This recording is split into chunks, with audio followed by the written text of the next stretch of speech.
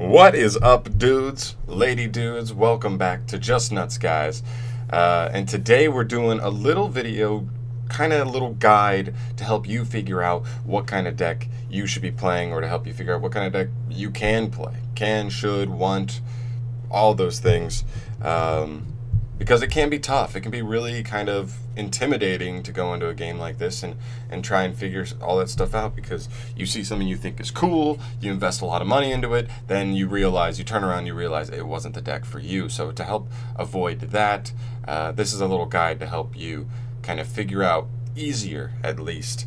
You still may have trouble, because even knowing all these things, I still have trouble figuring out the decks I want to play. But hopefully this helps you at least a little bit. So as far as how this goes, I broke it up into 4 different kind of steps or factors, I guess, where you should consider to help you figure out what kind of deck. So you should look at all 4 of these things when deciding what deck works for you. So let's jump right into the first one here. I have it up on the screen. The first thing is competitiveness. First, you need to figure out what kind of level you're trying to play at. The first thing. So if you're trying to play at an ultra high competitive level, you also need to expect, price and other things to go up as well, but we'll get to that. But that's the first thing, is you know what kind of level you need to play at, because you may see an archetype, you think all these things about it are cool, but it's not good, and you want to play at a higher level than what that deck can provide you, because let's face it, not all decks are created equal. There are definitely better decks than others. So I have this little here, this little visual here between Thunder Dragon Colossus and Blackwing Gale the Whirlwind. If you don't know, Thunder Dragons might be considered, if not the best deck in the game, in contention for being the best deck in the game, whereas Blackwings had their time a decade ago, but they've been off the map, and they can still do some cool things, but they're more of a rogue, regional, local kind of strategy. You're not really going to be topping any YCSs with Blackwings. I mean, I'd love to see it, but it's just not likely. So you need to be realistic with these kind of things. So if you're trying to be an ultra competitive level, you look at decks like Thunder Dragons. If you're just looking for fun, something you enjoy, pretty much anything's on the board at that point. So you need to decide where on the spectrum you fall. And that's pretty much it for competitiveness. Then the second thing is relative cost, or just cost in general. You need to figure out what your budget is, how much money you're willing to put into this game that you're playing right now for a deck. I mean, this is Yu-Gi-Oh! If you've been here for a while, you know that prices can be a little crazy. And the reason I put like relative cost here is because it depends, because depending on the kind of player you are, you may already have certain staples. You may have like the staple hand traps that exist in the game. You may have some staple trap cards, just generic cards, extra deck monsters that can fit into a ton of different decks, but you don't have to go out and buy them because you already have the staples. So when you're looking at the total cost of the deck, you don't need to worry about those things. You have those bases covered. But this is just important to know, like, how much you're willing to spend. And this should be relative also to the level you're trying to play at. If you're trying to play at a lower level of competitiveness, like for fun more so, then there are still decks that can still be expensive just because of, a bunch of different factors, just because they're collectible kind of archetypes and stuff like that. So that's important too, is that there can be expensive non-competitive strategies, but there are also going to be very cheap non-competitive strategies. So it's important to just know what you're looking for, budget-wise, and find something that fits into that. And I'm not going to go super into, how to figure out this, budget thing, how to figure out your budget and find stuff that fits in there. But there are a ton of videos on YouTube. Well, I don't know about a ton, but I know there's actually a couple. I know T-Wiz, another YouTuber, just posted a couple days ago a video talking about this, finding your budget, and not only finding a deck that fits into it, but showing you how, and a good way to do that. So if you want to check him out, T-Wiz, T-W-I-Z, that'd be pretty cool. So, and I think he's doing a whole series on it. So if you're really interested in figuring out the best way to do that, that is for him. I don't feel qualified to give you the super intricate know-how for that, but I do think it's a really important factor to consider when deciding what kind of deck to play. So number 2 is cost.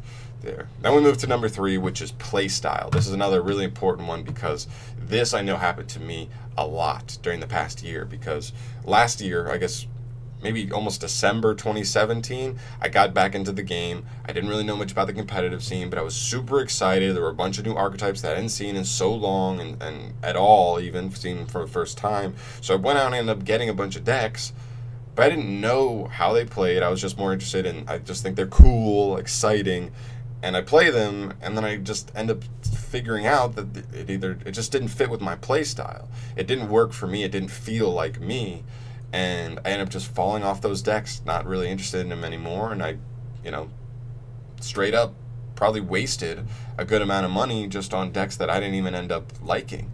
So I think a really important thing is knowing your play style, your preferred play style, which is something you can play around with. I mean, there's so many websites you can do like practice matches and games and stuff, so you can go on there to help you figure out what your preferred play style is first before going all in and actually buying the cards, and getting them in hand, because you're playing a risky game going out on a limb like that. So first off, figure out what your play style is, and then make sure you consider that when deciding on a deck, making sure that deck fits right into that play style. So the two things I have here are Multi-Faker and Burning Abyss. Burning Abyss, largely considered pretty much an OTK strategy. It defers to go second a lot of the time and tries to kill your opponent on the first turn. So a very aggressive, spam some damage out, get Boral Sword on the board, and kill your opponent.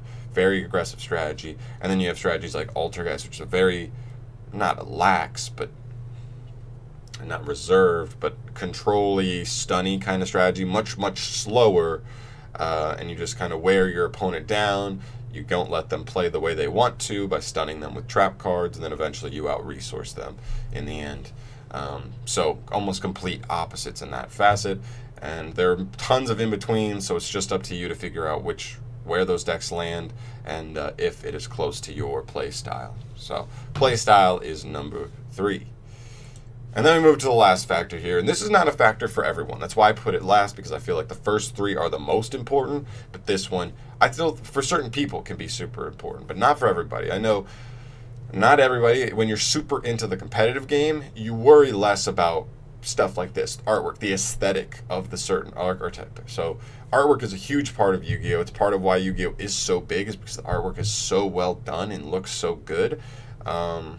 So for me, I know that if I pick up a deck and it can fit all the first 3 things, it's cheap, fits in my budget perfectly, it's competitive, it fits me perfectly. I like playing rogue decks, I like playing the top level meta, but I like playing rogue decks that can compete with top level meta, so it can be like a competitively competent deck, and it can fit my playstyle perfectly. All those things, like literally fit them all perfectly. But if I don't enjoy the artwork, if I look at the card and I'm just like, it just doesn't work for me. I can't do it. So I know for some people this is huge. Like you gotta play a deck that you enjoy looking at. You just like the style of the deck, the aesthetic. Do they tickle your fancy? I forgot I wrote that, but that's stupid. And yeah, the two examples I have here is you have like an aesthetic like Dark Magician Girl. Not only are they, the main character from the animes like Ace Monsters, but they have a very cool Dark Magician Girl, very cute, very moe, whatever, kawaii aesthetic to her that a lot of people like. And then you have like the very opposite, which is like zombies and like, kind of more badass, underworld evil kind of stuff. And you'll see that with fiends, zombies, all the darker archetypes there. And you're going to see more cool things like Dark Magician Girl and Dark Magician in like warriors and spellcasters and things like that. And there's so many more in-betweens. You've got the whole water side, and a lot of people like that aesthetic, the aqua water aesthetic. So it just depends. Find something that fits for you. Obviously, it can be hard to find a deck that fits into all 4 of these categories for you, but sometimes it doesn't have to be completely perfect.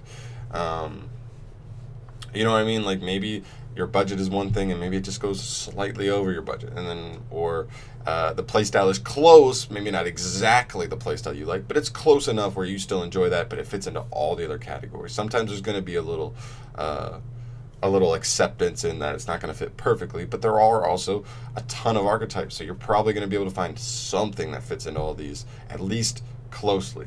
Maybe not perfectly, but closely. So there you go, guys. Those are the 4 factors that I think you should largely consider when you're determining what kind of deck you should play in this game. And yeah, I did pretty good. I tried not to make this video too long, and this is much shorter than a lot of my other kind of guide discussion videos, so I'll take it.